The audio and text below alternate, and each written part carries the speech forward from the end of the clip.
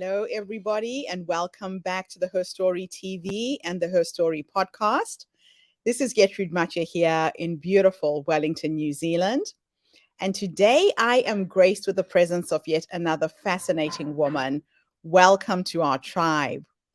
Please tell everybody your full name, where you're based, how old you are, and share your story with us today.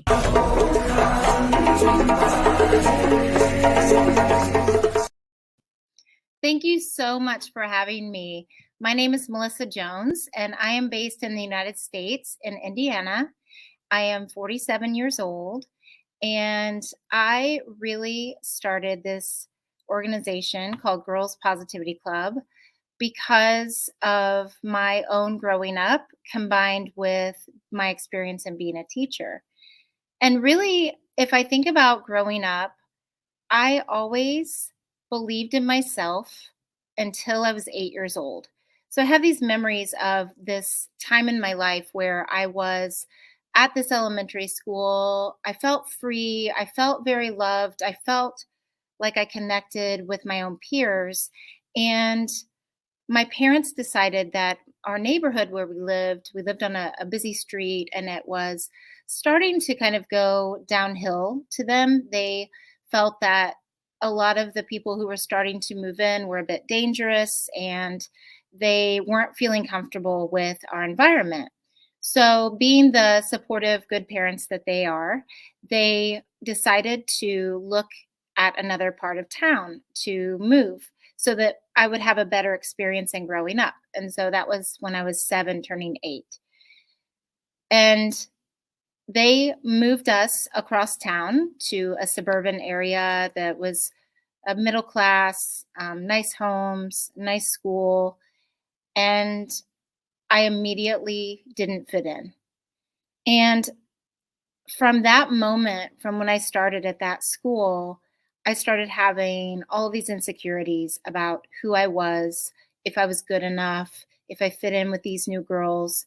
And although there were some girls that befriended me and reached out and were kind, overall, I fought my entire school career, starting when I was 8 years old, all the way up into college, really, of not feeling enough, comparing myself to the girls who were prettier, more athletic, smarter, all of those things. And I really felt guilty because I had a good family. I had a supportive family. My parents were divorced, but they had a healthy divorce relationship. I was raised by my stepfather, who I was very close with, and I didn't really know how to express what I was going through other than crying. So I became known as the class crybaby. I cried a lot. I didn't know how to express my emotions. A lot of times I had outbursts of crying, and people thought it was weird and strange. And because of that, because I didn't have the proper tools to express what I was feeling, I was involved in sports. I was involved in, as much as I could be. And in every setting, there was one factor that stayed with me, and it was that I didn't feel enough. And my parents, of course, believed in me, and I felt secure when I was at home. But the minute I stepped out of my door, I immediately felt this lack. And it grew into my adulthood. And I was able to, really going back, I started learning how to hide it. So as I was growing up and into high school, I would hide my real feelings, and I would try and act like everything was okay, but I was really sad and really felt alone, and even having friends, I didn't really know, where I fit or if I was um, really good enough to do anything in the world. So one day I was sitting on my parents' bed, and I saw my dad's gun in his bedroom. He used it for protection, and he kept it in a drawer, and I knew where he kept it. And I never really thought of, even looking in the drawer. But for some reason that day, my sadness got a hold of me, and it took over. And I sat on the side of the bed holding the gun in my hands. And I was trying to decide if I was worthy enough to continue on. And it's one of the most painful times in my own life as an adolescent thinking that. So my mom walked in on me.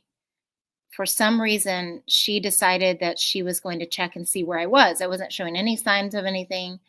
And I really don't know what I was going to do, if I really was going to attempt suicide or if I was what I was thinking. But it was a big enough cry for help that my mom got me into some counseling. And that helped me. It gave me some tools and I was able to get out of that dark place. But I still had that little whisper of doubt all through my growing up and into my young womanhood and getting married. I married wanting approval. I was very much a people pleaser and really wanted to do this. And fast forward into my 30s, I wasn't in a safe relationship mentally. The men that I tended to attract were mentally kind of abusive and would say things to tear me down. And it kind of made sense to me because really that's how I thought of myself. And so I got out of one marriage and moved into another, relationship and continued to struggle for approval and things.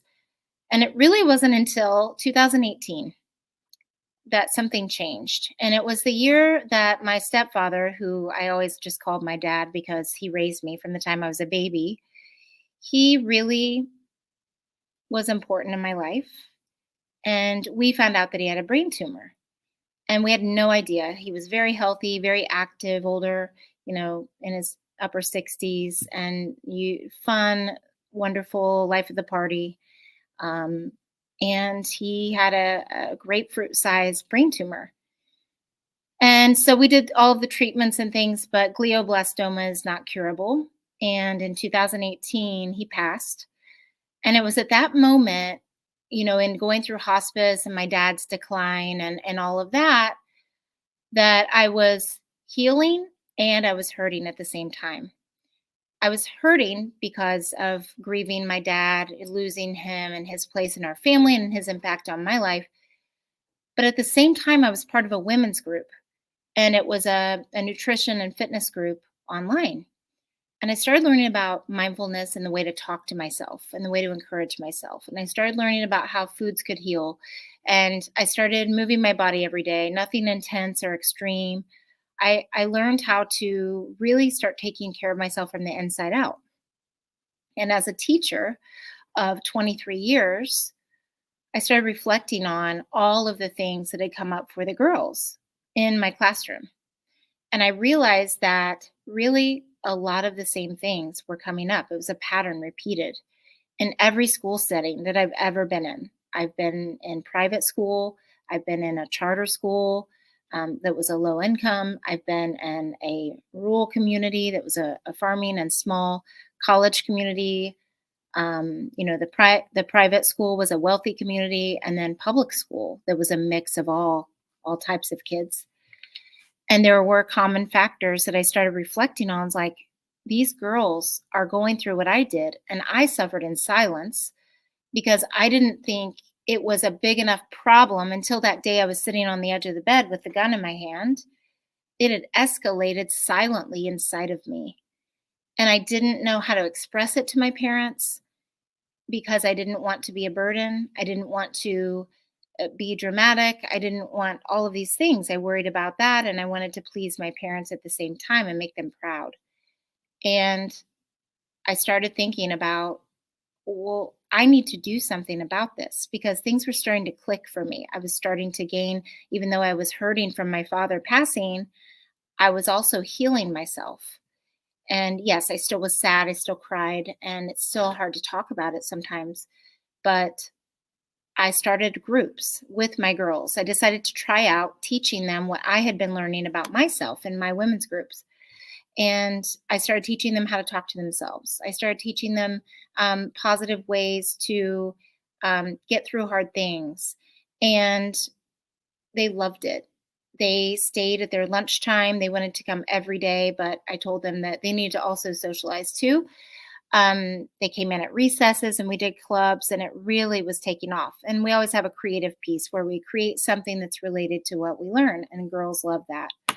And I decided to make it bigger. So I started an after school program, and then that grew to another school. So then I was in 2 schools within my school district. Then COVID happened, and I decided that I would go virtual. So I started reaching girls virtually and teaching my clubs and the content and connecting girls, because what I learned was what I was missing all of that time was a community of people, of girls who appreciated me simply for being myself. I didn't have to be, I felt like I had to be athletic or smart or the prettiest one or the most popular or the this or the that. And I wasn't really any of those things in my own mind. And I thought, if I could create a space where girls could feel accepted for simply being themselves and learn how to navigate things as they're growing up instead of having to backtrack when they're in their 30s and 40s, that would change lives. And I then just started it virtually, like I said, during COVID. I started thinking, well, I can't reach every girl in the world, because then my mind started growing. I'm like, I could do this worldwide. I want this to be bigger. I want this to not just reach 150 girls. I want this to reach 150,000 girls. I want this to reach 150 million girls. So I started dreaming and being a visionary about all of these things and how this could look. And so I developed a program where women in their communities can start clubs. I provide, all of the resources they need, and they are able to impact the girls in their own community and provide that space that I would have needed, that any woman I've ever talked to says they would need, to help girls feel seen and valued simply for being themselves, and learning about how to get their hopes up, how to push aside other people's opinions of them, that it's okay for them to not like certain people. And you don't have to be mean, but it's okay for them not to please everyone. And it's okay for them not to be perfect at everything or please everyone, and that they can go for their big dreams, and that they don't have to all be the same size of, their body, and a million other things.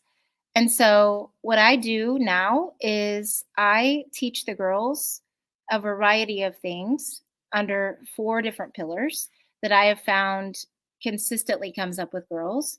And those are mindset and inner power, how to think, in a way that is empowering to yourself instead of tearing yourself down, how to quiet that negative chatter.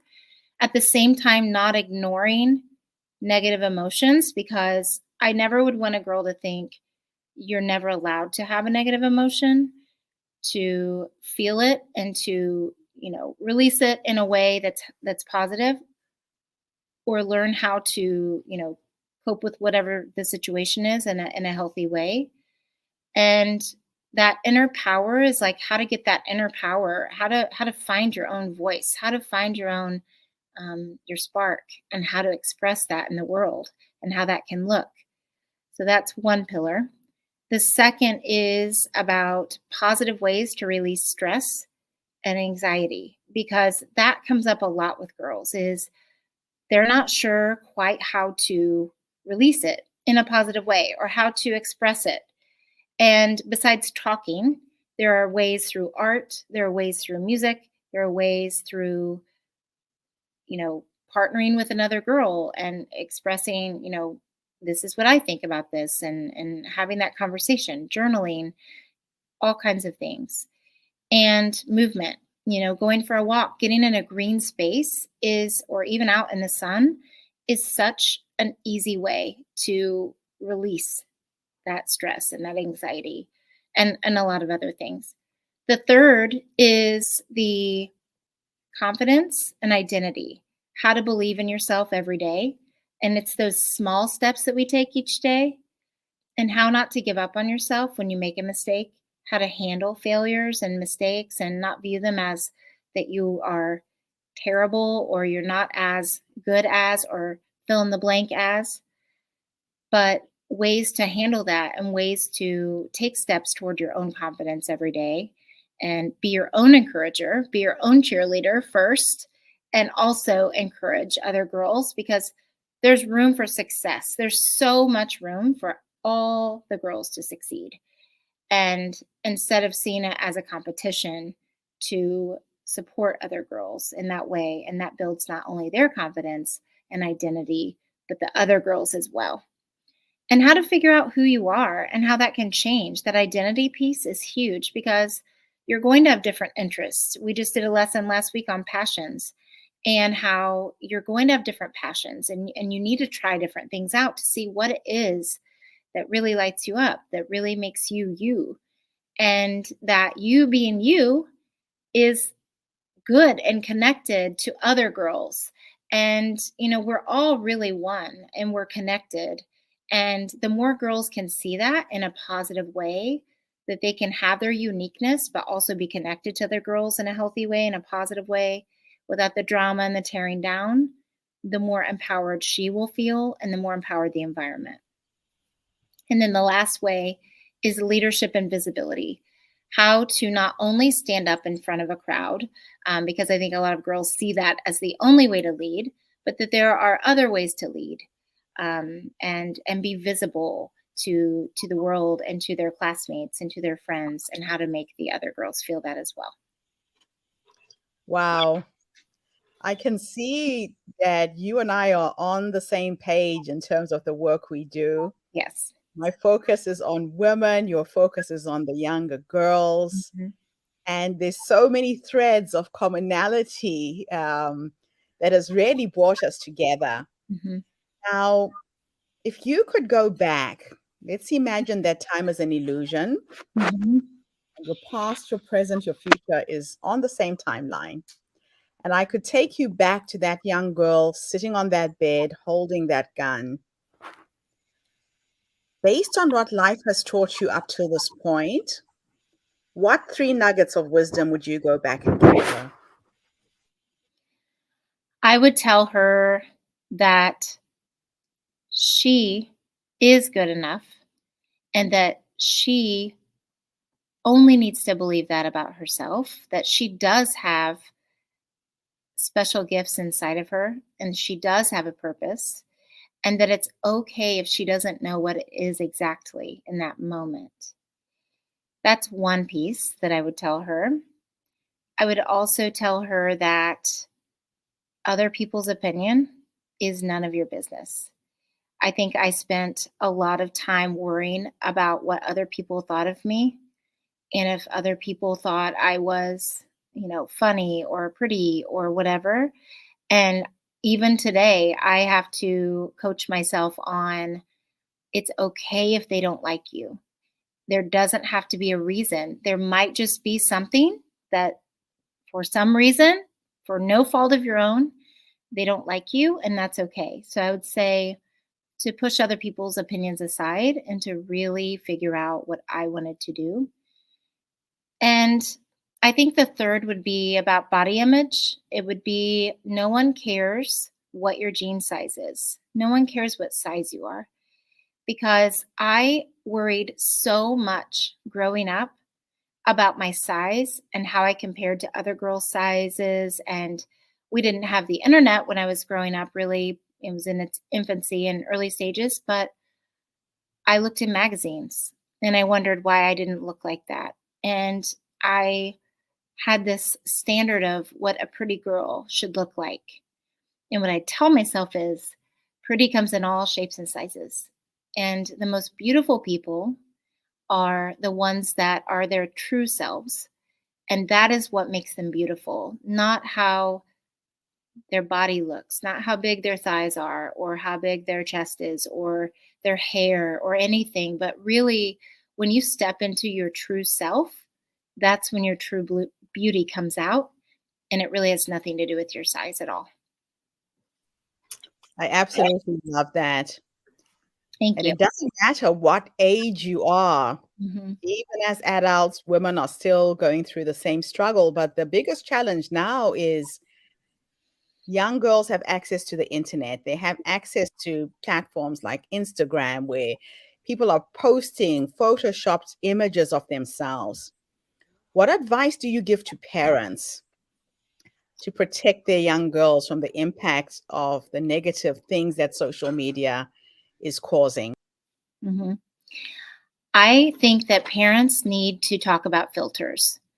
I think filters are something that are used so much. And I think also the angle of the camera, because, we all can hold the camera at a certain angle and look better, or look, quote unquote better, or look with a filter, our skin looks perfect. Or there are filters that show that there's a body filter that will flatten your stomach and all of that. And I think it goes back to what I said about body image, which is beauty comes in all shapes and sizes. And I think having an intentional conversation about that is a start. I also think that having conversations about what is real, what's reality, and what isn't shown on social media is really important too, because we are seeing everyone's highlight reel. And it may look like a girl is at a party or having a great time, always surrounded with friends, or has a perfect life. And it's because she's showing only a snapshot of something, and it's not really telling the true picture. So, looking at examples of girls who don't do that, who are the opposite, or who are, you know, posting things that are real, like they're talking about a part of their life that isn't a highlight. It's like a real thing, like, I don't know, walking their dog or something. I mean, that's a really basic example, but I think showing them that the people that have all of these photoshopped and filtered and all of these pictures, it's not real life. And going for a walk and taking a break from it is another really good way to do that. Just having that cell phone sunset where everybody puts their phones down. And I think we're all guilty of it. We all can pick up our phones and not even realize that we're not being present. So I think even just having the conversation about, we need to all put our phones down, and we all need to mute people who are making us feel bad. So that's another thing, is just to mute the people that they are making them feel bad about themselves. And then that will help as well.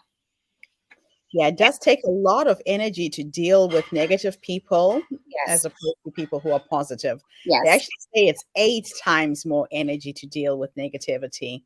Yeah. So just I making kids crazy. aware of that as well is crucial. Yes, I love that. So people can find you through your website. What can parents expect from the programs that you're offering? Is it online or is it in person? How does it all work? Yes, both. So I have in-person clubs that are run by leaders worldwide, in Africa, in California, in the Illinois, Indiana, Florida. I'm moving to the East Coast, and so yes, those are the in-person clubs. There's also a virtual option, and those are led by other leaders as well, and that is really open to anyone in the same time zone. It really works best if they can be in the same time zone. Yeah, and the website is the best way to get in contact with me. And I work with girls individually as well, and in small groups. So my vision and my dream and my hope is to be in every school, in every community, and across the world. And I have this big dream because I know that it can really change women and girls' lives, and really help them feel empowered as they're growing up, and becoming women as well. So let me end my interview with this question. Again, time is an illusion. Hmm. And I'm going to take you into the future. You're 100 years old. You're sitting in your rocking chair, surrounded by your grandchildren, great grandchildren, your dogs, your cats, whatever it's going to be. And if you could have a conversation with the future you, based on the number of lives you're having an impact on, you've had an impact on, what would you say to that wise woman who's led you to that point? I think I would give her the biggest hug and tell her I was so proud of what she did, because I want her to be the woman who looks back and says, I did that. I helped all of these girls. And that to me is more important, to help impact and connect girls and women and give them everything they need to know that they can do it too. They can do big things. They can dream big and actually do it. And I think I would tell her, job well done, and that she really lived the way that she was supposed to live. She lived out her calling in life, and that she can rest easy knowing that she did good in the world. Absolutely beautiful. Melissa, thank you so much for the work you're doing. Your Thank you focus so on much. girls is a focus on the next generation of leaders. Mhm. And it is about us really empowering the next generation so we can build a better world for our girls. Thank you so much for your work. And thank you for everybody who's tuned in today. The Her Story movement is focused on the empowerment of women and children worldwide. We're looking for women like Melissa, change makers who see something in their communities, who decide to do something to make a difference, but then take it across the world as well. So if you're one of those women, please register, come on to our podcast, come and speak at our events. Melissa is a classic example of the change we want to see in our world. Thank you. Thank you for tuning in, everybody. I'll be back again tomorrow with yet another amazing guest. In the meantime, have a fantastic day, morning, or evening, wherever you are in the world. And Melissa, thanks again for the interview. Thank you so much. I really appreciate it. Bye for now, everybody.